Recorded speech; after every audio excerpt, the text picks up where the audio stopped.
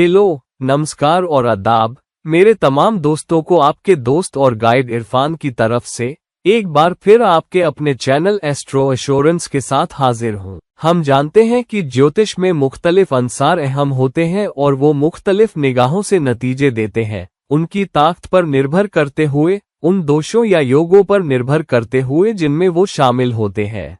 और ऐसे ही एक अंसर है मुख्तलिफ चीजों, मुख्तलिफ शोबों के करक यानी कारक। तो बाप के लिए करक होते हैं, माँ के लिए करक, औलाद के लिए करक, पेशे के लिए करक वगैरह वगैरह। और ज्योतिष की किताबों में मुख्तलिफ श्लोक हमें बताते हैं कि करक सिर्फ जिंदगी के उन शोबों के नुमाइंदे ही नहीं होते, बल्कि वो तवाज़ुन कायम करने वाले भी होते हैं। तो इसका मतलब क्या है? इसका मतलब ये कि मसलन रिश्तों के लिए सातवां घर और सातवां लॉर्ड और उनकी पोजीशन, उनकी हैसियत, उनकी ताकत, योग या दोष के लिहाज से वो बहुत अहम होते हैं। मगर ये चीजें मुकर्रर लग्नों के लिए एक जैसी नहीं रहती। मेष लग्न के लिए सातवां घर या लॉर्ड सातवें घर की साइन होती है तुला राशि और उसका मालिक है शुक्र। मगर वृषभ लग्न वाले इंसान के लिए सातवें घर की साइन होगी वृश्चिक और उसका मालिक है मंगल। तो इन दो चीजों या दो नुमाइंदों के लिए एक तवाज़ुन कायम करने वाला होना चाहिए था, जो कि लॉर्ड है और साथ ही घर या साइन का मालिक है। और अगर उनमें कोई खराबी हो तो ऐसा क्या हो सकता है जो एक ओवरऑल सिग्निफिकेटर हो, जो पूरे जाहिर होने वाले नतीजे को और ज्यादा ताकत दे? तो सिर्फ दो वेरिएबल रखने के बजाय तीन वेरिएबल ज्यादा गहराई और अमीरी देते हैं नतीजों में, और ये भी कि नतीजे किस तरह से बरआमदा होंगे और इंसान की जिंदगी में हालात पैदा करेंगे। और इसलिए करक बहुत अहम है और हर सैयारे को जिंदगी के खास शोबों का करक होने का दर्जा दिया गया। और इस तरह रिश्तों का करक है शुक्र, माँ का करक है चांद, बाप का करक है सूरज, औलाद का करक है बृहस्पति वगैरह वगैरह। तो ये बहुत अहम है। और इसीलिए जब आप किसी भी कुंडली के ओवरऑल नतीजे देखते हैं, जिसमें आपकी भी शामिल है, तो आपको जरूरत है कि सिर्फ उस साइन और घर की ताकत को न देखें जो जिंदगी के उस खास शोबे की नुमाइंदगी करता है, और न ही सिर्फ उस घर के लॉर्ड को देखें, बल्कि उस खास शोबे के करक को भी देखें। तो अगर आप औलाद को देख रहे हैं तो सिर्फ पांचवें घर को ना देखें कि वो कौन सी साइन है, पांचवां लॉर्ड कहाँ बैठा है, या पांचवें लॉर्ड की ताकत क्या है, बल्कि बृहस्पति की ताकत और हैसियत को भी देखें। क्योंकि अगर पांचवां घर बहुत ताकतवर है और पांचवां लॉर्ड बहुत ताकतवर है, तो जाहिर है कि अच्छे नतीजे आ सकते हैं, मगर वो कुछ हद तक या बड़े पैमाने पर छिन भी सकते हैं, जो बृहस्पति की हैसियत पर निर्भर करेगा, जो कि औलाद का करक है। और इसलिए हमें ये देखने की जरूरत है कि करक कुंडली में कैसा बर्ताव कर रहे हैं, वो कहाँ बैठे हैं, उनकी हैसियत क्या है, उनकी ताकत क्या है, और क्या वो किसी दोष या योग में शामिल है। और इसलिए हम इसे नजरअंदाज नहीं कर सकते। अब ये बात हम सब जानते हैं और हमने ये बहुत से करकों में देखी है, शायद आपने भी देखी होगी, जहां मैंने इसी बात को दोहराया है। आज मैं कुछ अलग बात करने वाला हूं, या फिर करकों के खास रोल से हटके कुछ और बात करूंगा, और वो ये है कि करकों से होने वाली पोजीशन यानी प्लेसमेंट भी ज्योतिष में बहुत अहम होती है। यानी अगर आप जिंदगी के किसी खास शोबे के लिए नतीजे देख रहे हैं, मिसाल के तौर पर अगर आप बाप के नतीजे देख रहे हैं, तो जाहिर है कि आप नौवें घर को देखेंगे और आप नौवें घर के मालिक को भी देखेंगे और देखेंगे कि वो कितने ताकतवर है। तो बाप के नतीजे सूरज की पोजीशन से भी देखने चाहिए।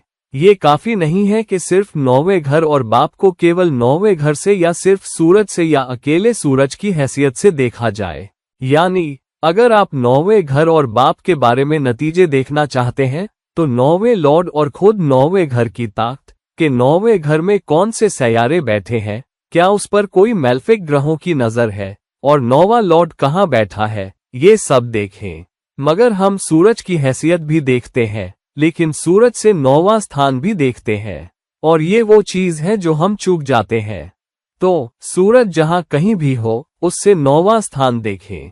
फर्ज कीजिए अगर सूरज 11वें घर में है, तो सूरज से नौवां स्थान देखिए, ताकि ये पता चले कि बाप के बारे में आपको क्या अच्छे, बुरे या शुभ नतीजे मिल सकते हैं। तो अगर सूरज 11वें घर में है तो 7वें घर और 7वें लॉर्ड की हैसियत को भी किसी निर्धारणीय योग और दोष में देखिए, क्योंकि ये उस डेटा की अमीरी को बढ़ाएगा जो 9वें घर की ताकत और हैसियत से, 9वें लॉर्ड से और सूरज की पोजीशन से मिल रहा है। तो वहां से घर की खास दूरी के आधार पर वो आपको उसी के मुताबिक नतीजे भी देगा। फर्ज कीजिए अगर आप माँ के नतीजे देख रहे हैं तो आपको सिर्फ चौथे घर और चौथे लॉर्ड की हैसियत नहीं देखनी चाहिए या कि चांद कहाँ है और चांद की हैसियत क्या है, बल्कि चांद से चौथा स्थान भी देखना चाहिए। तो चांद अगर फर्जन 7वें घर में बैठा है तो जहां चांद बैठा है उस 7वें घर से चौथा घर होगा 10वां घर। फिर 10वें घर की हैसियत देखिए और उस पर पड़ने वाली नजरें या उसकी ताकत और 10वें लॉर्ड को देखिए, और ये भी देखिए कि क्या 10वें घर या 10वें लॉर्ड से जुड़ा कोई योग या दोष है। और इस रास्ते से आप शायद ये तस्दीक कर पाएं कि माँ के बारे में आपको अच्छे नतीजे, शुभ नतीजे, बुरे नतीजे या कठिन नतीजे मिल रहे हैं। और सिर्फ माँ के बारे में ही नहीं, चांद आपके दिल का भी कारक है। वो आपकी परवरिश करने की काबिलियत का, सहारा देने की काबिलियत का, लोगों से हमदर्दी रखने की काबिलियत का भी कारक है। और इसलिए चांद से चौथा घर आपको उस घर की ताकत भी देगा और उसका लॉर्ड आपको ये भी बताएगा कि क्या आपके पास ताकत है, उस शोबे के लिए कुंडली में ओवरऑल ताकत है या नहीं। तो ये देखने के लिए कि आपको अच्छे नतीजे मिल रहे हैं या नहीं, कि आप ओवरऑल जज्बाती तौर पर काफी मजबूत हैं या नहीं, जज्बाती इजहार क्या है, चौथा घर और चौथा लॉर्ड और चांद की सूरत हाल और हैसियत देखिए। लेकिन चांद से चौथा भी देखिए जो कि आपके नतीजे की आखिरी तस्दीक है। तो पहले 3 अंश देखिए, चौथा घर लॉर्ड क्या है, खुद चौथा घर और चांद, और फिर चांद से चौथे से ओवरऑल तस्दीक करिए। यही बात आपकी जिंदगी के किसी भी शोबे के लिए है। अगर आप रिश्ते देख रहे हैं तो 7वें घर की सूरत हाल, 7वें लॉर्ड और शुक्र को देखिए, और शुक्र से 7वां घर भी देखिए। तो शुक्र अगर फर्जन 10वें घर में बैठा है तो शुक्र से 7वां घर होगा चौथा घर। फिर चौथे घर की हैसियत देखिए, चौथे लॉर्ड की हैसियत देखिए, अगर उससे जुड़ा कोई योग या दोष है, और फिर उसी के मुताबिक आप ये जान पाएंगे कि रिश्ते मजबूत हैं या नहीं, और ये भी कि क्या आपको तरक्की मिल रही है, क्या आपको पैसा मिल रहा है, क्या आपको आरामदेह जिंदगी मिलेगी, क्या आपको पुरऐश व आराम जिंदगी मिलेगी, क्या आप फनून में कामयाब होंगे, मार्केटिंग या सेल्स में बुद्ध के लिए, वगैरह वगैरह। फिर दूसरे मसलों के लिए, मिसाल के तौर पर ये हुए रिश्तों और जिंदगी के नतीजे। नफे नुकसान, तरक्की और मालदारी के बारे में कैसे देखें? फर्ज कीजिए 11वां घर नफे का मजबूत घर है, तो लग्न से आप 11वें घर की सूरत हाल देखें, आप 11वें लॉर्ड को देखें और 11वें घर और 11वें लॉर्ड से जुड़े योगों और दोषों को देखें, मगर सूरज से भी देखें जो कि 11वां घर है, सूरज से 11वां घर और सूरज से 11वें लॉर्ड की हैसियत, और कि वो किसी दोष या योग में शामिल है या नहीं। तो फर्ज कीजिए अगर सूरज दूसरे घर में है तो 12वें घर की ताकत देखिए जो कि सूरज से 11वां है, और 12वें लॉर्ड की हैसियत भी देखिए, और उससे ये अंदाजा लगाइए कि क्या आपको ओवरऑल नफे में अच्छे नतीजे मिलेंगे, खास तौर से समाजी ताल्लुकात से, बड़े बड़े अदारों में काम करने से, वगैरह वगैरह। तो अगर सूरज दूसरे घर में बैठा है और उससे 11वें घर की ताकत जो कि 12वां घर है, बहुत मजबूत है, और 12वां लॉर्ड बहुत मजबूत है, तो आपको ओवरऑल नफा, अच्छा नफा मिलेगा, मगर विलायत से बाहर के मुल्कों की कंपनियों के लिए काम करने से, मल्टीनेशनल कंपनियों में काम करने से मिलेगा। और इसलिए आपको 11वें घर, 11वें लॉर्ड, 11वें घर की हैसियत और उससे जुड़े योगों और दोषों के नतीजों को मिलाना होगा, और सूरज से जो 11वां घर बनता है उसके साथ मिलाकर देखना होगा कि आपको ओवरऑल कैसे नतीजे मिल रहे हैं, और उससे आप ये जाहिर कर पाएंगे कि आपको अपनी जिंदगी के किसी खास शोबे में ओवरऑल अच्छे नतीजे मिल रहे हैं, बुरे नतीजे मिल रहे हैं, या फिर अधूरे अधूरे से नतीजे मिल रहे हैं। अगर आप जिस्मानी ताकत देख रहे हैं तो सिर्फ लग्न और लग्न लॉर्ड की पोजीशन या हैसियत को ना देखें, चांद की राशि को भी देखें। चांद कितना मजबूत है। जिस घर में चांद बैठा है वो घर कितना मजबूत है। क्या उस पर कोई बुरी नजर, मैलेफिक ग्रहों की नजर है? और फिर उस जगह के लॉर्ड की ताकत देखें जहां चांद बैठा है। और ये सब मिलकर आपको ताकत के ओवरऑल इजहार के बारे में बताएंगे कि क्या कोई चुनौतियां आने वाली है, किस दशा में चुनौतियां आएंगी, उस घर के लॉर्ड की दशा या अंतरदशा में जिस साइन में चांद बैठा है। मौत या दुश्मनों या मुकाबले को देखने के लिए आप सिर्फ छठा घर न देखें बल्कि बुध से छठा भी देखें, जो कि छठे घर का मालिक है और मुकाबले का कारक भी है और छठे घर का कुदरती मालिक भी है। तो दुश्मनों या मुकाबले को बुध से छठे घर से देखें, जो आपको बताएगा कि आप उन पर काबू पा लेंगे या वो आप पर हावी रहेंगे, या फिर आपको जिंदगी में मुश्किलों का सामना करना पड़ेगा, कि आपको मसाइल और चुनौतियों और शायद बीमारियों का भी सामना करना पड़ेगा। फिर दूसरे घर के नतीजे, मिसाल के तौर पर दूसरा घर उसूलों के लिए होता है, खाने के लिए होता है, आपकी जबान के लिए होता है, आपकी तहजीब के लिए होता है। तो इसी तरह चांद से दूसरे घर को भी देखें। चांद जहां कहीं भी बैठा हो, चांद से दूसरे घर की हैसियत और दर्जा देखें कि क्या घर काफी मजबूत है। चांद से दूसरे घर के लॉर्ड की हैसियत और ताकत देखें, और ये भी देखें कि उस खास घर में कोई दोष है जिसमें सैयारा शामिल है, या कोई योग है या नहीं। फर्ज कीजिए अगर बृहस्पति कुंडली में बहुत मजबूती से बैठा है, तो औरत के लिए अगर बृहस्पति किसी योग में शामिल है तो इसका ताल्लुक शौहर से भी होता है, इसका ताल्लुक तालीम से भी होता है, इसका ताल्लुक तरक्की से भी होता है। मगर बृहस्पति से सातवें घर की पोजीशन भी देखें। औरतों के लिए बृहस्पति शौहर का कारक है, तो बृहस्पति से सातवां घर और बृहस्पति की पोजीशन और हालत भी औरतों के लिए ये तय करेगी कि उन्हें अपनी शादी में और शौहर की तरफ से ओवरऑल अच्छे नतीजे मिलेंगे या नहीं, और ओवरऑल उनकी रिश्तों की सूरत ए हाल कैसी रहने वाली है।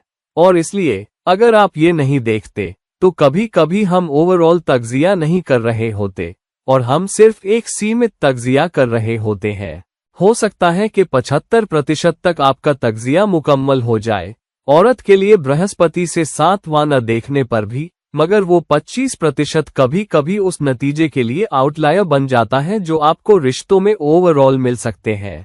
तो नतीजों को लग्न से और घर के लॉर्ड से भी देखिए, लेकिन करक से भी देखिए, चाहे जिंदगी का वो कोई भी शोबा हो, और देखिए कि आपको उससे ओवरऑल कैसे नतीजे मिलने वाले हैं। अगर आप औलाद से जुड़े मामले देखने वाले हैं तो सिर्फ लग्न से पांचवां घर न देखें बल्कि बृहस्पति से भी देखें।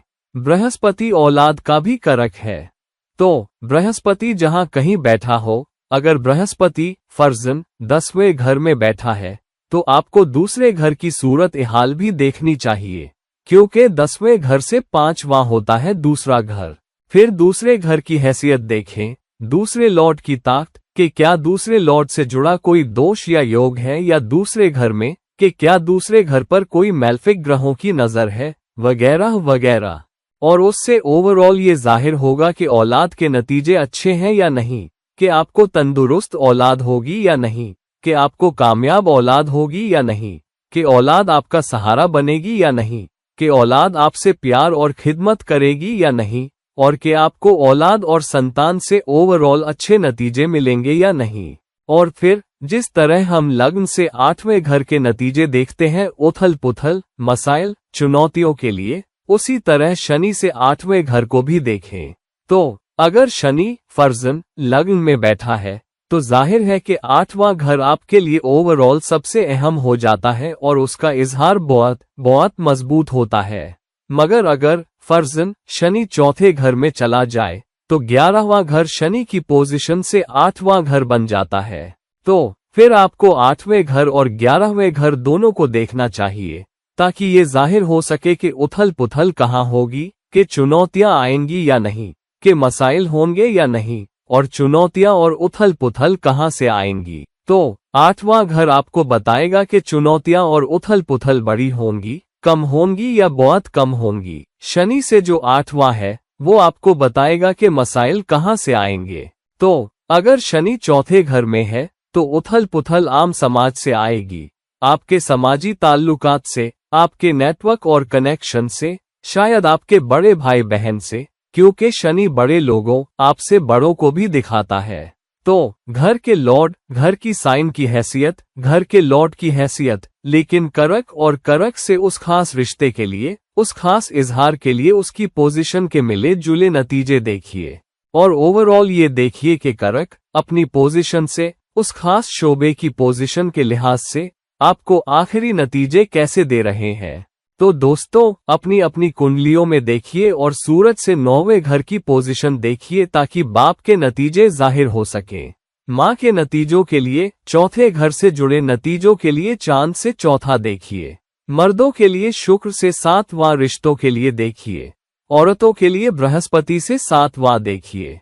औलाद के लिए मर्द और औरत दोनों को 5वें घर के अलावा बृहस्पति से 5वां भी देखना चाहिए, वगैरह वगैरह। और फिर उससे हम एक ओवरऑल इजहार करते हैं और आप पाएंगे कि ये आपको ओवरऑल नतीजे के और करीब ले आएगा, बजाय सिर्फ 5वां घर या 5वां लॉर्ड या अकेले बृहस्पति को देखने के, जहां तक औलाद का ताल्लुक है। तो दोस्तों, इस वीडियो को लाइक कीजिए, इस वीडियो को शेयर कीजिए और मेरे चैनल को सब्सक्राइब जरूर कीजिए ताकि जब मेरी नई वीडियो आए तो आपको पता चले। अगर आप मुझसे कोई व्यक्तिगत सलाह मशविरा चाहते हैं तो बराए मेहरबानी मुझसे राब्ता करिए नीचे दिए गए लिंक्स पर। और फिर किसी और वीडियो के साथ किसी और वक्त, ये रहे आपके दोस्त और गाइड इरफान।